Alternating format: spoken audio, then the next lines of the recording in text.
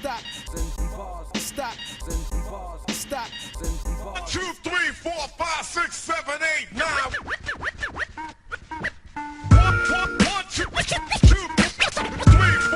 4, 5.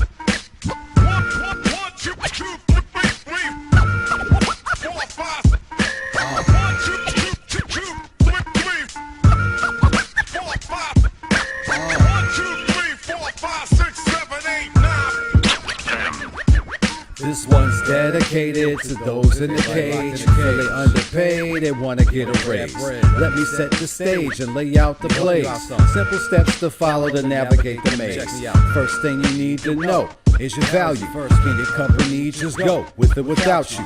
If that answer is no, then you got juice. Congrats, here's a toast. Let's move to spot 2.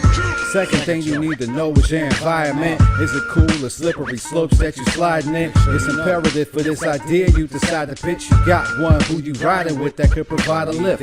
Third thing coincides with the first thing. Make sure you document and you got proof of what you're saying. Cause if they ask for proof and you don't have it, that's the worst thing. Might as well put the whole plan in the dirt grade. Understand what the position is earning. That's the step that will determine if this is worth it. Once you made it this far, then you're submersed in. Now it's the time to talk to someone in person. Set the meeting for an open conversation. Let them know you want to talk about your compensation. Bring every document your argument is based in. You got what you need for productive communication. Every time you talk, make sure you look at their faces. Increase every R with the people giving the raises.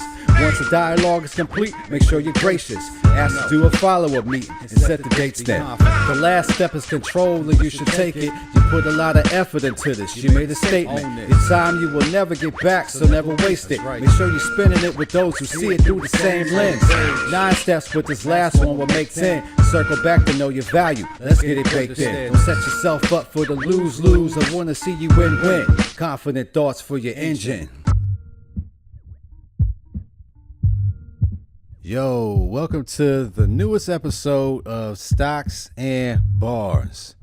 You know who I am. I am your host, X-tro, and we're going to kick this right off properly.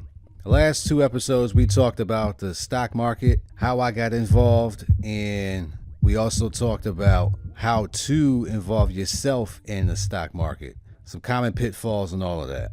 What I want to do with my podcast is I want to be able to empower you, and I want you to feel like a better you. Just a lot of self-improvement techniques. And this week I'm going to actually change it up a little bit. And I'm going to talk to you about how to know your worth. This is essential for a lot of people because not everybody's going to get involved in the stock market. Some people just have a level of apprehension that's just too high for them to clear that hurdle. And that's sad because I think anybody can do this. However, I do understand that everybody can't do everything, and that's okay. For that type of person who's going to be in the field, you need to be able to understand what your value is and what you bring to the table. So I want to help you understand how to negotiate a raise. This is taboo for a lot of people, myself included, because when I was one of those worker bee type guys, I never really reached out to try to get more for myself. I just kind of accepted what I was given. It was just happy with that. And that's the mindset that a lot of people take when it comes to their jobs because they should be grateful for their job. They should be, just over the moon when they have a position with a company. I want you to dead all of that because that is a dying mentality. You are not designed to be at a place of employment for eons and eons and get not your value out of that position. I want you to look in the mirror and I want you to understand that you have a higher value. So let's kick off how we're going to do this. If you're in a position where you understand that you have a value, you have to know what that value is. So the first step of all of this is you have to know your worth, okay? You got to know if you're valuable and you got to know if you bring something to the table. You have to do a self-analysis on yourself on what your position entails. You have to know what that position is and what you bring to that position, not what that position requires. Because that position itself can have anybody in it, but why are you the person that is in that position? And what do you bring to that position that position doesn't necessarily call for? So if you go above and beyond and you know it and you can validate it, you do have an exceeded value. If you understand that part, then you can definitely move on to the next step. The next step of this process is you have to know your current environment. What that translates to is you have to have an established relationship with the people that you need to talk with. You got to have that relationship with your manager. You just have to have an overall positive work environment, because you don't want to definitely pitch this in a terrible environment. Like if you've been causing chaos or there's just some turmoil in the department, that's just not the positive environment that you need on your side to help you with this process. Timing is essential. You have to understand your environment. The next step to this process is going to hint kind of towards the first step, which is keep a record of your accomplishments. When I first started this, I did not do that, but I encourage you to keep a record of what you do. You can say all you want. However, you've got to be able to validate that. You've got to prove that, because some people may have zero idea of what you do. And you got to be able to say, this is what I do. 1, 2, 3, 4, 5, and so forth. You have to be able to say, this is who I am. This is what I bring to you if you don't know it by now. And this is why I am at the table in front of you now. All of this is going to come together. The fourth step is also going to tie back to knowing your worth, which is to research your value. The internet is the best tool in the entire universe to help you understand you do have value. There are definitely dedicated sites to help you know what that value is. There's salary.com. There's a whole litany of tools at your disposal if you just simply do a Google search. And you can use these tools for free, a lot of them. There are some out there that can get a little bit deeper and give you an analysis. But for the most part, there are a lot of them that are free. And the one that I've used in the past that's helped me is payscale.com. That's a free account. You can set that up, put the criteria in, and it'll give you a detailed report on what your potential value could be. That's the fourth step as far as this process goes. Once you have 1, 2, 3, 4, the next step that you need to do is start that conversation. You got to start that conversation. You know your value. You know the environment that you're in. You have all the records, or at least most of them, that you want to be able to discuss if you need to. Now you need to be able to sit down with the people who are going to be able to help you get to that goal that you want to reach. So once you start that conversation, you got to be able to follow up on that conversation, because trust me, it's not in their top 5 things to do throughout their day. They have to be able to do what they need to do. You got to do what you got to do. A lot of emphasis is going to be on you. You have got to own this process, because they're not going to give you anything if you do not ask for it. Be prepared to go to bat for yourself. And this is also going to tie back to knowing your environment. You got to have somebody in your back corner too. And that's why it's great to have a positive relationship. You need that extra push to help. Yes, so-and-so is doing what they say, and that's going to help you out tremendously. So once you start that conversation, remember to always follow up. And what I would recommend doing is, when you're in that conversation, to set a scheduled date to follow up for when you can have that follow up. And that's critical because that continues to own that process to say, thank you for the time. When do you feel comfortable that we could be able to follow up on this? Set a date, boom, done. You follow up. Once you've done all of that, you've got to be prepared to understand what that result is going to be. And you've got to have a strategy for both sides of that coin. What if you get it? And what if you don't get it? And this is also critical because this is really going to hammer home what your value is. Are you prepared to walk away from this position if they do not value you? Some people aren't ready to do that. Some people are.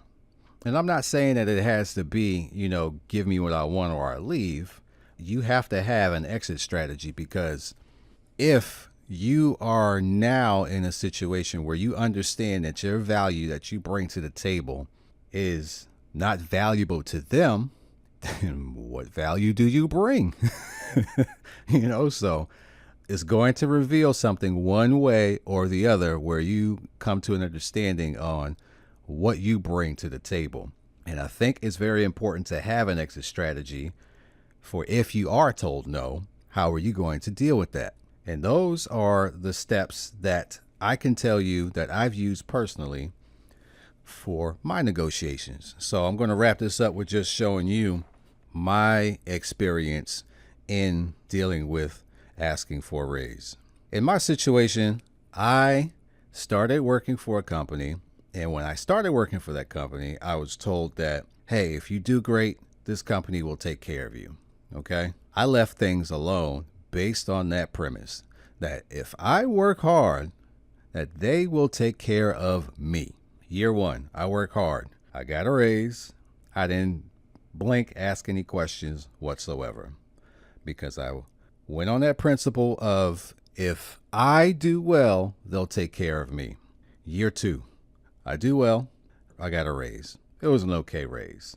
And for the record, an okay raise is typically, 3 to 5% a year. And I was, within that range. Once again, didn't question anything. Went on the premise of if I do well, they'll take care of me. Year three, I do exceptional. I get a raise. That raise is not what I thought it would be for doing exceptional because if I do well, they'll take care of me, right? So I began to question years 1 and 2 because I know what I did this year. However, that doesn't really equate to what I feel like I should get because I got equivalent to what I got year 1 in year 2. The math doesn't add up. What I do is I start to make sure that I have everything documented from that point on because like I said, I wasn't good at documenting stuff like that. I went back to the human resources manager at the time and I brought to them what I had was my findings. And I sat down with them and said, hey, you just want to open the door to talk about, my compensation and just want to have a general conversation about it. We began to talking, I was talking about what my findings were and they said, oh yeah, we could talk about it. I'm glad we were sitting down about it. So the conversation seemed very open, very, willing to give me what I want.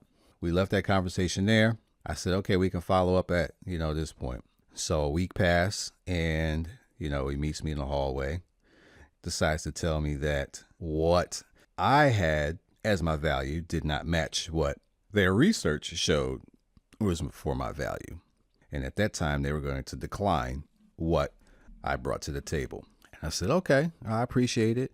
And I left that one with the exit strategy of being humble.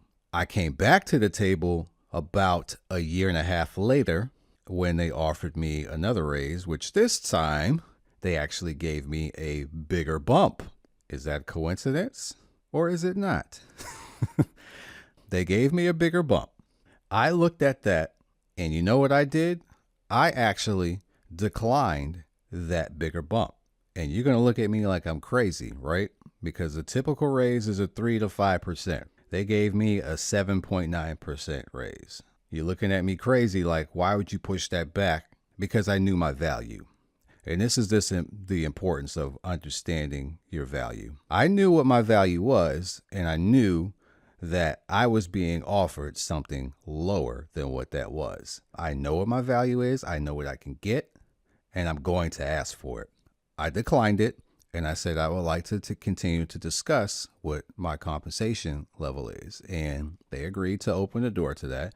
And I followed these steps that I just told you about. Know my value. I knew it. Understood my environment. I had a great relationship with my manager. Keep a record of what you done. Started the conversation, which I was doing at that point. And in that conversation, I presented all of my points. I had 3 different areas that I brought to the table, and I followed up.